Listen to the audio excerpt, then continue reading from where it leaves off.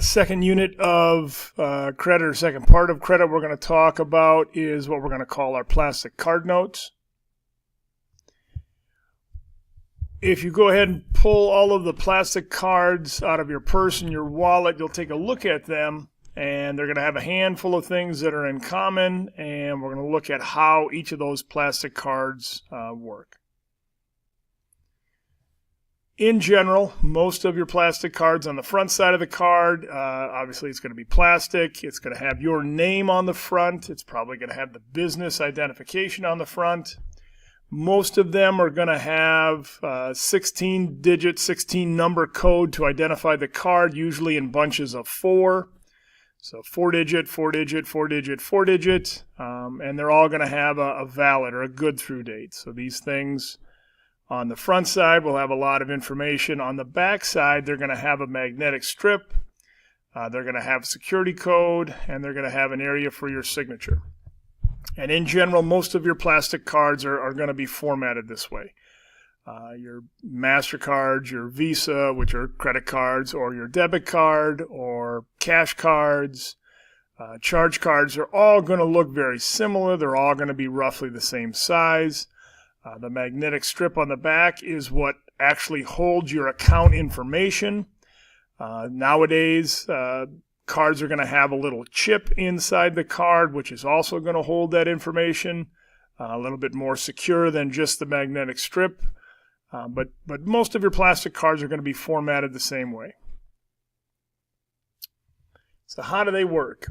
Each customer is going to have their account signified by that 16-digit ID number. And that number may change over time. Every 2 or 3 years, you may get a different card. Sometimes the card number stays the same. Most often times it stays the same. Other times that you may get a whole new combination of numbers that are going to be tied to your account, whether that be, again, with your bank, with Visa, with MasterCard, or whatever type of plastic card you're dealing with. The magnetic strip on the back, along with the chip in some of the newer cards, is going to hold your information, your identification. You slide the card through the reader or put the chip inside the card reader, and it then matches up and electronically links and says, all right, this is Brian Clemens' credit card with Visa, and it's going to say he's got a $10,000 credit limit, and he's already borrowed, $500 of that. So we're willing to let him borrow or spend the next $9,500, or if this was my checking account. It would link up with Kensington Bank and say, all right, Brian Clement, account number, blah, blah, blah, blah, blah. According to this, it shows that you have $500 sitting in your checking account, so he could spend, upwards of that amount of money if he chose to. Could be a cash card, same thing, almost like a prepaid phone card, where here's your Christmas money for a couple $200-$300 at Target or wherever it is going to be, and you could just keep spending that money down if you chose to. Again, the computer is going to link up with the bank or the credit card company to process a transaction, to figure out how much you still have available on that card and how much you're able to spend. If it's the bank, they're going to look and say, do you have enough money in your account for this transaction? So Mr. Clem goes to the marketplace, he slides his card through, he puts his card in the card reader, and I'm looking to spend, $108 buying groceries at the marketplace. It'll look up and say, well, do you have at least $108 in your checking account?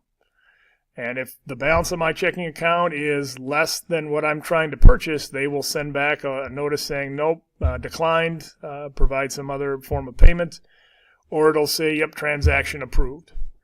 Oftentimes, if it's dealing with a check card or a debit card, you'll have to type in a PIN number. Usually it's a 4-digit code to identify that, yep, this is actually my card, my information. If it's a credit card, it's doing very similar ideas. It's looking to see how much available credit you have. How much have you borrowed of Visa or MasterCard or American Express or Discover or whoever's money you're borrowing? How much have you already borrowed? How much more could you borrow? And again, it'll either approve it or decline it and say, no, you've already spent too much. We can't allow you to charge more. Or yes, go ahead and borrow whatever you need. Oftentimes on the credit card ones, you'll end up needing a signature, and in theory they'll be able to match that signature with the signature area on the back of the card. Nowadays, we're even more advanced than that. You can have your credit card information on your cell phone, where you can just hold your cell phone over the top of the card reader and it'll process the transaction. So things are constantly changing with this idea. When you're going to a store and you're looking at purchasing, again, our marketplace example, they're going to Shopko, or going to Holt Motors to get an oil change. The store knows exactly what you're trying to spend. They're going to plug that number in, and then you can either write a check or pay cash or use one of these plastic cards.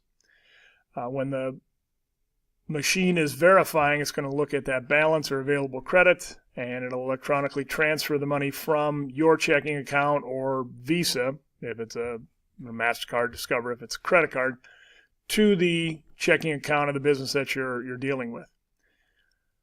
But the exact amount is known that you're trying to spend.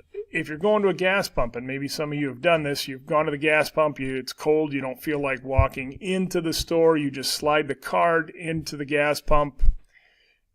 It goes ahead and says, yep, go ahead and pull the gas handle out and start pumping.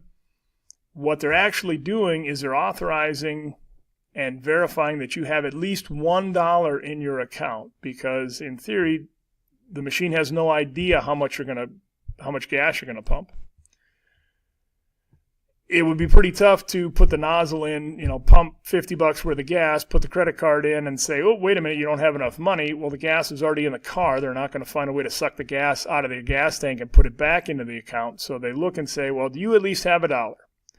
And if you have $1 in the account, if the account is open, for lack of a better term, they'll let you pump as much gas as you can hold. When the transaction is done, then they will process that. And usually that gets processed at the end of the business day. So sometimes people get into trouble saying, well, why do I have overdraft charges? Why is the machine letting me spend money I don't actually have? Well, if you're using a gas pump, it is verifying that you have at least $1, and it'll figure out after the fact how much gas you pumped at whatever price per gallon, and then send that transaction off. So there may be a little bit of a time delay there. So it's definitely a good idea to keep track of what you are spending, both on a debit card side or a credit card side, so you don't spend more money than you actually have. Taking a look at your cash card. Again, all of the characteristics set, 16 digits, name on the front side, signature, security code on the back side. But a cash card is your money. It's very similar to a prepaid phone card. You have a certain amount of money you put on that card. When that money is spent, you're able to possibly put some more money on that card. Gift cards that you get from a Target or a Walmart or a Visa are great examples of cash cards. If that card is lost and stolen, yes, it stinks because your money's gone, but all they can get to is the money that was on the card. They don't get any of your banking or credit information when dealing with a cash card. Looking at a charge card. This is borrowing somebody else's money. This is not your money. This is somebody else's money. But the store is going to allow you to walk out with whatever product or service they're providing. But the difference with a charge card is all of that debt needs to be paid back at the end of the month. Not a lot of businesses use these anymore. You see them often in the trades. I have a buddy who's a painter, and I would drive over to a Hirschfield's or an Iowa Paint or a PPG and say, I need 5 gallons of this and put it on so-and-so's account. And they'll say, okay, fine. They mix me up the paint. I grab it and I go. He gets a bill at the end of the month, and he's got to pay that full bill off at the end of the month, or he doesn't have the ability to walk out of the store with product without paying for it. When we look at a debit card, again, this is your money. So we're distinguishing between your money, cash card, and debit card as compared to somebody else's money, charge card, and eventually a credit card. But a debit card is an electronic way to write a check. Okay, you have the ability to put daily limits on that. I remember a couple years ago, we were looking at getting a clothes washer, and we went to a Lowe's, and got the transaction all rung up and slid the debit card through, and all of a sudden it said declined, and you kind of get in a little bit of a panic going, oh, goodness, what happened there? Put it on the credit card and then went back home and called the bank the next day. What's the deal? Where's our money at? And they're like, well, you got plenty of money. And then it dawned on me, oh, that's right. I'd put a daily limit. I could put a limit on the size of the transaction, and the size was $500. Well, the washing machine was about $550. So it kicked out the transaction and said, we're not going to process that because you have a limit on how much you can spend in any one transaction. You can put daily limits on that as well. You could put daily limits on how much cash you wanted to take out at an ATM machine. If my daily limit is $200, once I've taken that $200 out, I got to wait for 24 hours before I can take more money out using that debit card. So in case your identity is lost or stolen, or someone has that card, there are certain limits and safeguards that you can put on those plastic cards. Last one here, the one most people think of when we think of plastic cards would be your credit card. This is, again, borrowing somebody else's money. The company is going to set a limit, credit limit, on how much of their money you're able to borrow. You'll get a bill at the end of the month, but you don't have to pay the whole bill off. So you can borrow it and pay some of it back. If you carry a balance from month to month, this is when they start charging you interest, and this is an important idea. If Mr. Clem gets a brand new credit card, and let's say I have a $5,000 credit limit, and I use it to pay for gas, $50, and I go get the bill from Discover Card, and I pay the whole bill off, pay all $50, they're not going to charge me interest. And I can use it again, and I can pay off every single dollar that I borrowed.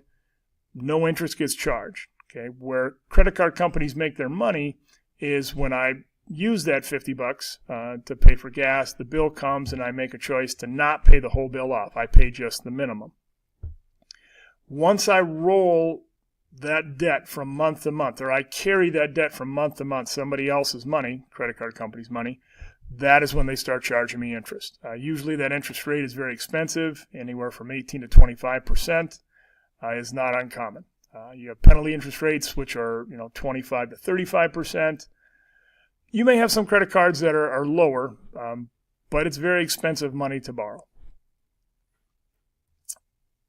Here's that example. Grace period is time between the end of the month and when you have to get your money to the credit card.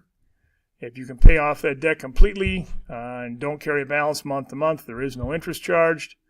As soon as you carry any amount of balance from month to month, that is when the interest starts accumulating on the credit card. Usually your initial interest rate or the introductory rate is very low for the first 6 months of your credit card.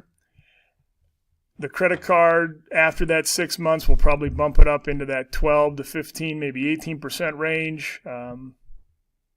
And they only need 15 days of written notice to change the rules. This is why Mr. Clem is not a huge fan of credit cards. I have credit cards, so I don't want to be a hypocrite and say I don't have them and I don't use them. They have a point and a purpose. But part of that is, part of the drawback, one is the amount of interest that you're charged. But the company can change the rules with 15 days notice. So if they're charging Mr. Clem 18% right now and all of a sudden, for whatever reason, they say, well, hey, Mr. Clem, we're going to change your interest rate to 25%. And I don't really have a say in that. They give me 15 days written notice and the interest rate is changed. Now, if I don't like it, I can pay off the whole card and cancel it, but not many people do. A lot of people use those cards. They get a certain amount of money in debt. They can't exactly pay it all off at the end of the month. And in turn, they're stuck with that card and stuck with that very high interest rate. Late payment fees on credit cards are anywhere from $30 to $40, if not $50. So again, it's not the day you put the check in the mail. It's the day it actually gets processed at the credit card company. So you definitely do not want to be late on any of your payments. Credit cards calculate the interest on average daily balance. So they're going to take a look at your average balance you're carrying on a daily basis, and they're going to multiply it by a monthly interest rate. We will use an Excel spreadsheet to calculate this. It's not necessarily a payment function, but it is something we will continue with.